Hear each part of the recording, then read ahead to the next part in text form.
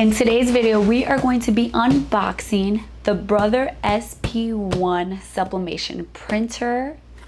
I'm going to be showing you what comes in the box, how to set it up, and we're going to be testing out our first print on it. So let's get to it. Okay, so let's talk about the specs of this printer. The Brother SP1 printer is a sublimation printer. You do not need to convert it. The size of the printer is 17.1 inches in width, 13.5 inches in depth, and 6.2 inches in height. On their website, it says that it can only do 8.5 by 11, but that is not true. It can also do 8.5 by 14, which I will show you how to do that. One of the nice things about this printer is that you can buy it at Michael's or Walmart, and those two places sell it for $399. If you buy it off the Brothers website, it's $429. So it comes with ink, a full set. Each of the inks are 47 milliliters, and if you want to buy replacement inks, if you buy them through Michael's or the Brother website, it's $30 per cartridge, which is better. I'm gonna do a separate video comparing the Sawgrass SG500 to this one because I do also have that printer, and that one the ink is more expensive, so I'll do a comparison. That will be the next video comparing the two, so stay tuned for that. It also does come with 10 sheets of sublimation paper. If you want to buy replacement paper, then it would be $36 for 100 sheets. I will also be testing if you can, I'm sure you can, but if you can use other brand sublimation papers with this printer, that will be a separate video. I know for the Epson sublimation printer that people were saying that they had trouble when they did a sublimation paper that isn't the Epson one. So I want to see if the Brother one can handle a different brand like A-Sub, HTV Run, all of those. And you can also buy the ink and paper at Michael's, which is really nice. You don't have to order it online. You can go in store and get it. There is a Brother app that you can use with the printer. The printer does not come with its own software. Like the Sawgrass printer has its own print utility software. Brother does not, but it does have an app that you can use and you can kind of design. It's very limited. And you can print from that app, but you cannot download that app on your computer. It's only on like iPhones and iPads. And the Brother printer does also do auto maintenance, which is really nice. So it will be less likely to clog because it will just automatically clean the print heads. So the first thing we have inside of the box are the cartridges, and they look a lot like the Sawgrass ones. So we have the black, the yellow, the magenta, and the cyan. We also have our power cord sticking up out here. And then we have our printer. Let's take it out. We also have a little box right here that has our manual. We have our manual, and it also comes with 10 pieces of sublimation paper, 8.5 by 11. So in the paper that you get a paper that helps you register your device. You get the little product safety guide, and then you get a little setup guide, which we'll be following. There's also a QR code and a video tutorial on how to make a sublimation t-shirt. Let's just take a little quick tour of the printer itself. So the top looks like this. It has these colorful stickers on it, which most people were not a fan of, but you can take them off. Like I just checked, you can peel that off if you really don't like it. It has this right here where it kind of just gives you how to get started with your machine. It has a QR code to download the app, because this Brother does have an app where you can design in it and print straight from the app on your phone or iPad or whatever. So it kind of walks you through the steps of that. It walks you, there's a QR code for like Brother genuine supplies, and then heat press tips and a heat guide. And then I was lifting this up, and underneath is like a scanner. I'm confused as to when you would need a scanner on a sublimation printer.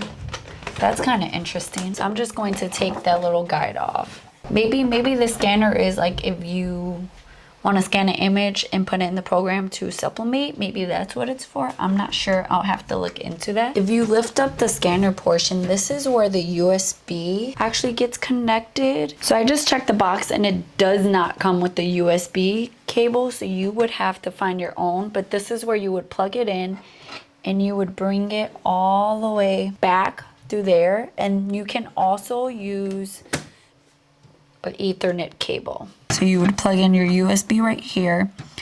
You can do an Ethernet cable if you want, and then you would pass it through this slot all the way to the back. To close this top part, you just gotta put a little bit of force. The front of the machine looks like this.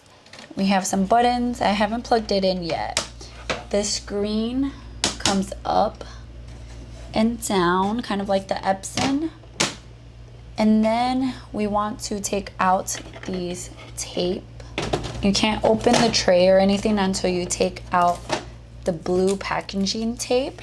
But down here is your paper tray. There's a button, a little latch right there that you just press and you can widen it. And then right here, there's also a little control thing. And if you want to do 8.5 by 14, which their website says that you can't do 8.5. It only does 8.5 by 11. That's not true. There's a little button right here. You press that and you pull the handle on your paper tray out, and you can actually do 8.5 by 14 then. Here we have the little tray for our bypass. Here we have where our ink goes, and it has on the cover, it has labeled for you where each color goes. Let me show you the back of the printer.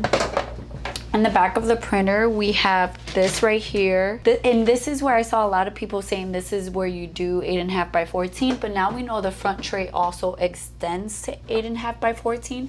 But there is a bypass tray back here, and this comes out to hold your paper. And just like a regular printer, you can adjust for the size of your paper, and it goes up to 8.5 by 14 legal size. There's also back here, if you press these two levers right here and pull out, if you get a paper jam, you can pull it out from back here. The first thing we're going to do is we're going to load our sublimation paper into our tray. And again, this comes with 10 sheets. And on here, it tells you that this side is the printable side. So we want to make sure there's also a piece of cardboard. So you want to take out that cardboard piece, and it's right behind this piece. And then you want to take the paper, flip it to the other side. So the side you print on is whiter, like it's a brighter white than the other side. That's also another way to know. Then we're just going to face that down, making sure we open our tray all the way to fit 8.5. And then we're going to close that. The next thing we're going to do, according to the instructions, is we're going to connect the power cord. Oh, it automatically turns on. Whoa. Okay, so it says install starter ink. So we're going to open up our ink tray right there, and we're going to install them in the same order that is right here. So we're going to start with black, and you just rip the packaging open, and then it says you want to shake it, making sure it's laying horizontally, and you're just going to shake it 15 times. And then we're just going to face it with our letters showing like right side, and we're just going to slide that in and then just push it all the way, and you'll hear a click. And we're going to repeat that for the rest of our colors. So the next one's yellow, the next one's cyan, and the last one is magenta. Once we have inserted them, we're going to close the lid, and we're going to press next. And it says that it's filling the ink reservoir with ink from the cartridge. It says preparing the ink will take 8 minutes. While preparing the ink, you can proceed with the initial setup. So then you're just setting up the date and time and all of that. Please wait. Do not disconnect the power cord or open the ink cartridge cover. So now we just have to let it do its thing for a little bit. Okay, so it finally finished doing what it's gonna do.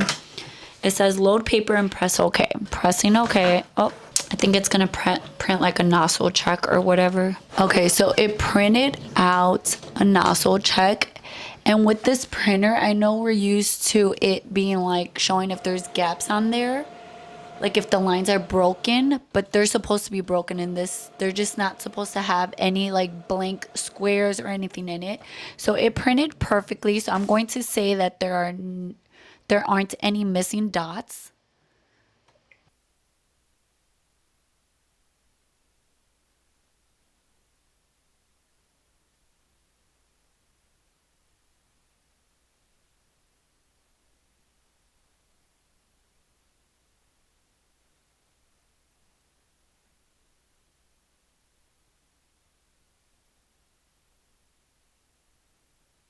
Okay, so I printed out a few different designs. I printed out using the app versus like if you print out of like preview on the Mac, like just viewing the image basically. I printed out of Affinity, and then I wanted to compare the same one with preview. So I kind of want to see if the colors change, how vibrant it is. So let's press these to kind of just test. Okay, so let's compare. This one's coming out of Affinity and Preview, and I just want to see how vibrant. So there's decent ink release. So this one's the Affinity one. So the colors are pretty much the same. So this is the Affinity. And then here is the Preview one. So colors are good, it's vibrant. I'll show you guys a close-up in a second. Now let's compare the app with Preview. Like, just want to see if the app gives you brighter colors or not. So this is the app. It has pretty good ink release. The colors are pretty vibrant. Let's see the image. Decent ink release, and here are the colors. So as I'm looking at these and comparing these, I do see a difference between the app and printing through like Preview on the Mac. So the app seems to have more vibrant colors. The only thing I didn't like about the app is that when you import the image into it, it kind of changes the size of it. It doesn't keep the size of what the file is, so then you have to size it to the size that you want, which I didn't like, which is why you see this one's smaller and this one's bigger. But I do like, it's not like a huge difference, but I can tell that it's brighter or more vibrant printing from the app than printing from Preview. Let's see, let's put some of these side by side. Not sure if the camera's gonna pick it up though. And then in terms of printing between Affinity Designer and Preview, the colors are pretty much the same. I don't really see much of a difference in them. They're vibrant. No difference there in the color profile. So here are my final thoughts on the printer. I think it's a good buy if you're on a budget. It's not that expensive compared to the Sawgrass and the Epson. The inks they're not like super cheap, but they're not as expensive as the Sawgrass. The print quality is pretty good. Have no complaints. I'm gonna keep testing it out to see what I think about it. But so far, I think it's a great option if you're on a budget. It has auto maintenance. If you have any questions about the printer, please leave them down below in the comments and I'll try to respond to them. If you know the answer, you can respond to someone else's question. Stay tuned for my next video where I will be comparing the Sawgrass SG500 to the Brother Sublimation Printer. I will be saying what they have in common, what the differences are, and which one I think is better. So stay tuned for that. I love you guys, and I'll see you in my next video. Bye guys.